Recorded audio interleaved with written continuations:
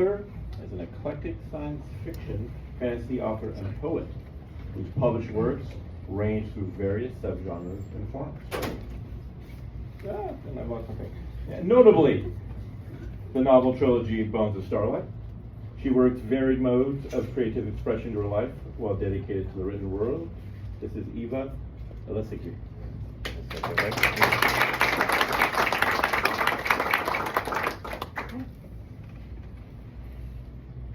So I'm reading from the third book, Greater Beyond, which is completed as of last year. If anybody wants to nominate for the Hugos, why not? Just throw it in the hat. I picked a section just for this. 82. The sonorous voices of the lost Symbios with them once more. The Aquarii were again growing in connection to themselves, their ancient past, to each other, and now to the Vidani people. Vidani had their etheric means of communication in what they experience as escape, which the Symbios could find and understand even exists within. And Aquarii, again sitting with tree friends as familiar as their own thoughts, found the intermediary communication natural and easy. The Symbios hadn't been nearly as close with any other people in the long memory of the Aquarii. They needed to know each other. A small group of Aquarii had stepped forward to distinguish themselves as those readiest to defend the returned Symbios and the innate allyship they represented, on the suggestion that they would be needed soon. They did this quickly, before human speculation could learn to consider their Symbios family a threat in the balance of conflict. Brightwave was of course among them, she who had risked her magnificent voice and her life when she sang her way through the barrier around her burning grove to find some way to save the family trees. She hadn't been able to then, but she could now. The emissary would be arriving soon here, where they were gathered, inside of the baby beach. This group of littlest ones were sleeping here in the round shells they yet inhabited, dreams coloring the tinkling air around them, waves lapping gently around their downturned rims inside the protected pool. Brightwave let her gaze linger on the littles, looking away from their group. She let her thoughts slip into a swirl of green that billowed like a deep sea vent. After that drifting moment, she turned her attention back to the serious discussion, reminding themselves of their motivations. We're helping people with something that doesn't affect us, said one resolute stalwart, voicing the stone at the bottom of the cup. There's a lot about this that makes all the difference for us, replied Sharp Talon, one of Brightwave's closest. These are the mechas and their human pilots who can replant our relatives. We need to protect them, and we need the people who will return to us our maturation. Do you think their remorse is sufficient for the hurt they did to our people? They are making it better and connecting with us through our wise teachers.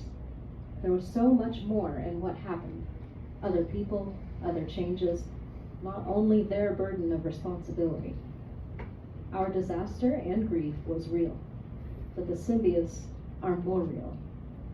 They're going to heal us, and they want us to heal this. Soft Sand said this from within deep contemplation. The humans, they're not working for the Imperium. No, they're taking a risk, making a hard choice. The Vidani are sure of their own information on the matter, and so are the humans of Perillian, who have had a long, complicated, and bloody fight for their justice. This wasn't easy or simple.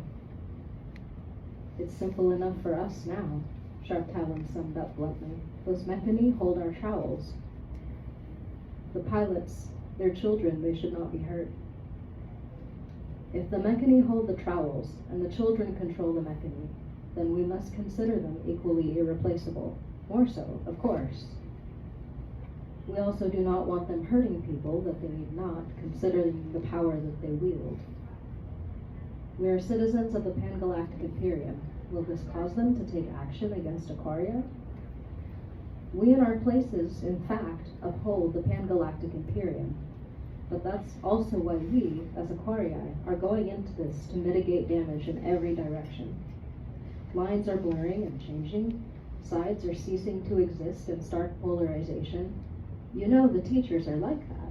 You know we all had to learn these things by our third molting. It's where we find our music and our love. It's where beauty exists.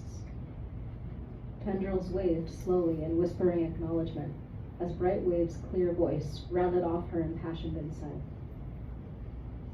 The protected should remain safe from protectors and aggressors. The protectors should remain safe from the protected and aggressors. The aggressors should remain safe from the protected and from themselves. Us between all. Us, said one, looking around at their moderate number. Us, in our power. Bright Wave brought a great pendant medallion out from its pouch, bright with crystals in sparkling array. She fastened it upon herself to rest against her thorax, with our trees strengthening our hearts, with deep star song. One by one, the others lifted their great pendant from its pouch and placed it upon themselves, becoming the bearer of its magnificence. Their color auras brightened in degree and precision. They examined each other, aligning. In silent agreement, they again put the pendants away. They murmured and milled, some going to sing to the littles with the attendant love-givers. Then, where the symbiotes arranged that they should wait, a blue spark swirled open into a sphere. The sphere sparked again, and from it a glowing wire form emerged, humanish but long and different. It noticed and took a moment to behold the baby dreams flowing around the cluster of round shells. Then it offered a 5-fingered hand, and Bright Wave laid her sweet, smooth tentacle upon it. She offered her other tentacle to a fellow, and each of these twined to a neighbor. Once they were all connected, they agreed, and the wire-formed Vidani projection touched the sphere and took them into the throughport. I'm skipping through to I'm extracting one storyline.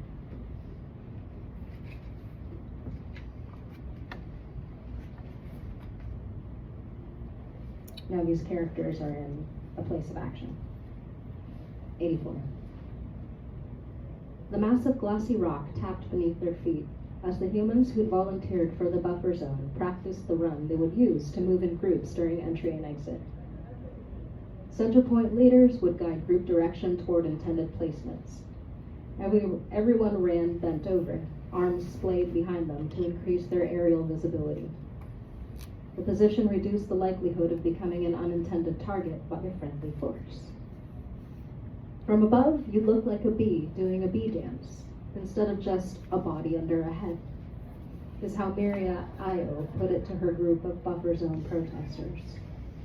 It was an unusual way to run, as if under low branches while holding weapons, but people figured it out.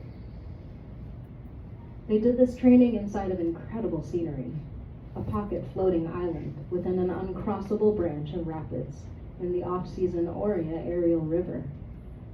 Uncrossable except by the schools of silvers, their leathery disc-like bodies making twirling extended leaps. The island they stood on was made of the kind of stone with a unique planetary magneto-gravitational relationship. Floating veins of this stone created the conditions for the aerial river.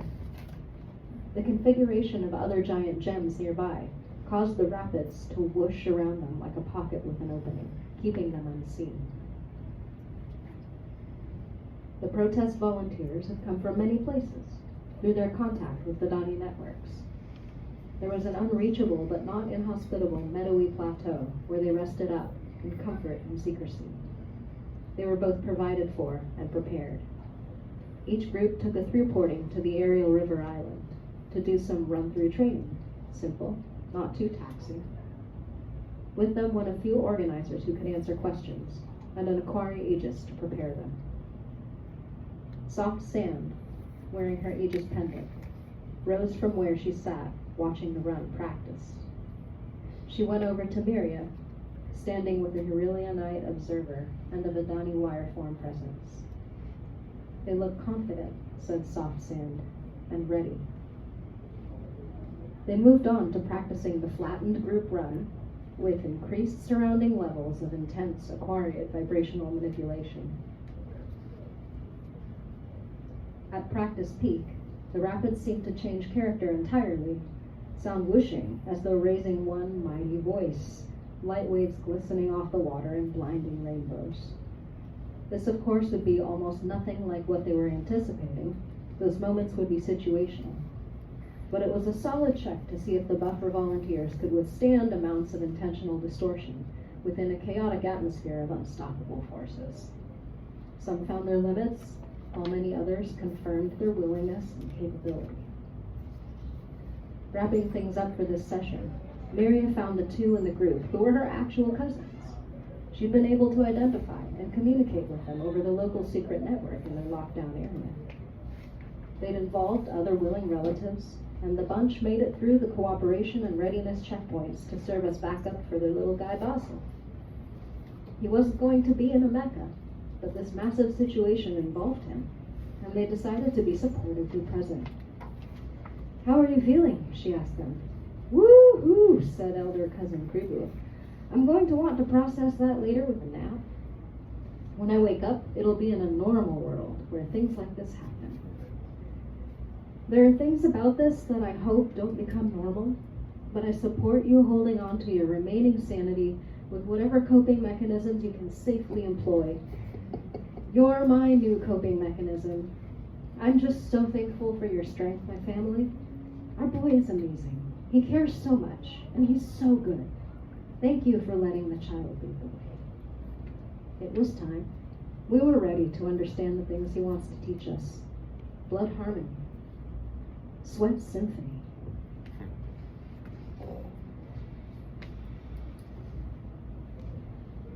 '87.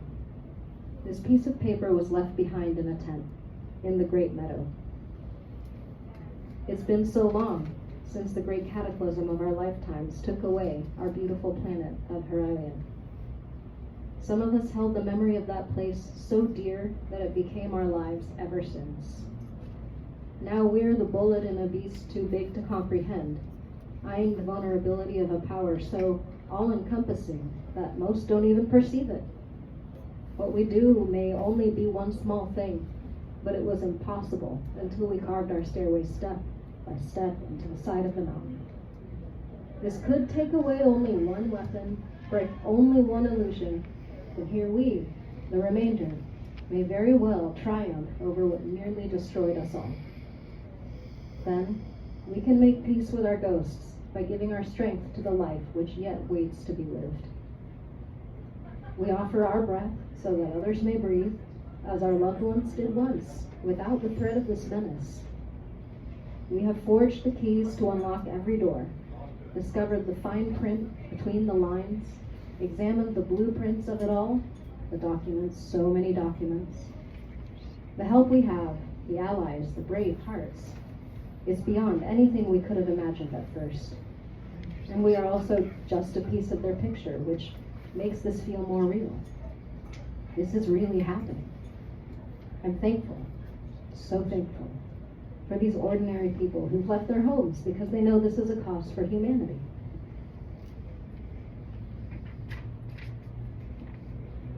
Thankful for these beings of other dimensions who aligned with us, relations who want to help because they want to do something right. I hope we do right by them and each other and everyone. It's better, easier that Ray isn't here, even if this is his moment. We might actually pull this off. The cooperation that's brought us here, that supports us here, it's one of the most beautiful things I've ever seen. I believe. There you go.